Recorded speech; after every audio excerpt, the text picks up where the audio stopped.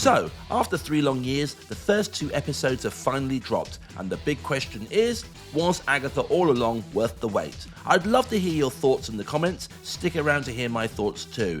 And if you enjoyed my content, I'd really appreciate you subscribing. Right from the opening scene, it was nearly perfect television. Small town murder investigations with a gritty detective vibe. Fans of WandaVision will be intrigued to see that with Wanda gone, Westview has become a darker, meaner place. The show gave me strong Fargo vibes at first, but it's actually a direct homage to Mayor of Easttown. It was great to see plenty of familiar faces from WandaVision, which makes sense since that's where they were living before Wanda took over. I was especially pleased to see Tashman again, one of my absolute favourite characters from the original series. Despite the shift to a grittier detective drama, the corny dialogue and acting were a lot of fun and kept things unpredictable. Go home, Agnes. I am home, Chief. When I first heard the soundtrack, it reminded me of The Wire, where different artists performed the same song each season. At first, I missed the iconic Agatha All Along song from WandaVision not being in the theme tune.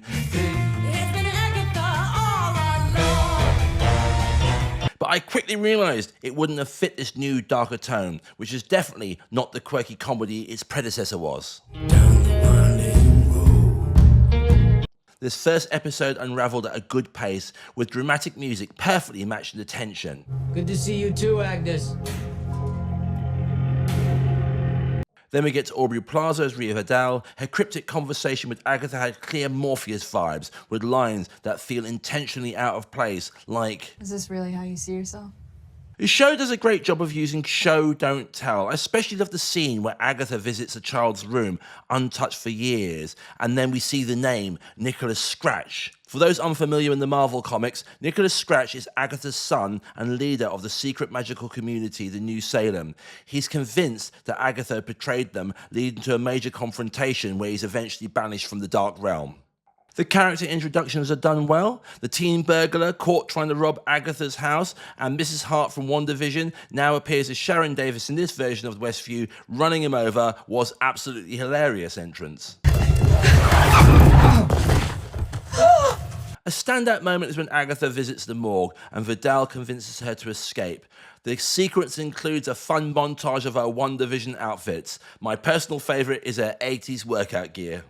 80s style. Agatha Harkness, now revealed in her true form, has been living as Agnes for 3 years in Westview. When she runs into her neighbour Herb, she's completely naked, leaving him awkwardly trying to avert his eyes. Herb also mentions she's become obsessed with true crime lately, but Agatha's got bigger problems. Vidal, now a full-blown supervillain, attacks her, seeking revenge, and also mentions that the Salem 7 are also after her blood. In the comics, the Salem 7 are magically mutated superhumans, all children of Nicholas Scratch, living in the hidden magical community of New Salem, Colorado. Agatha and Vidal share some sharp, flirty banter, hinting at a deeper connection. Ooh. Such behavior. Vidal spares her for now, but Agnes needs a new plan fast. And let's not forget the teenage burglar still hiding in her pantry. Just another chaotic day in the life of Agatha Harkness, a semi-retired witch. Actually, I got to say as well, I really like Alok as teen. Really, really nicely played that character. Overall, the show is a fantastic ride, unpredictable, quirky, and if you loved WandaVision, you won't be disappointed. If I had any criticisms, it would be that the slow build-up of Agatha realising something's not quite right felt rushed by the end. Vidal's quick chat with her brought her back to reality far too easily, which made me question why we needed that whole detective setup in the first place. It felt like a gimmick, and unless we revisit that storyline later, it seems like a lot of effort went into what was essentially just an opening act. I get it though. We already know who Agatha is and where she's at, so dragging it out for 2 or 3 episodes might have felt unnecessary. It's a tough balance, and many modern writers seem to write themselves into a corner, resulting to, Deus Ex Machina solutions. It's something I find common in today's shows. When I rewatched The Time Bandits recently, the quality of the writing from that era was clearly superior, with audience expecting more depth. Your time has come. That said, I still absolutely love this episode of Agatha. It's great to see the MCU is back on track with their TV shows.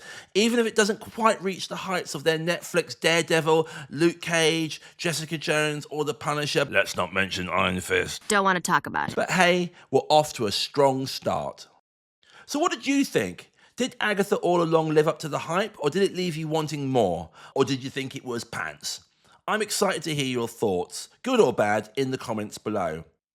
Overall, this episode was a thrilling ride, blending nostalgia with fresh twists that kept me on my toes, and I can't wait to see where Agatha's journey takes us next.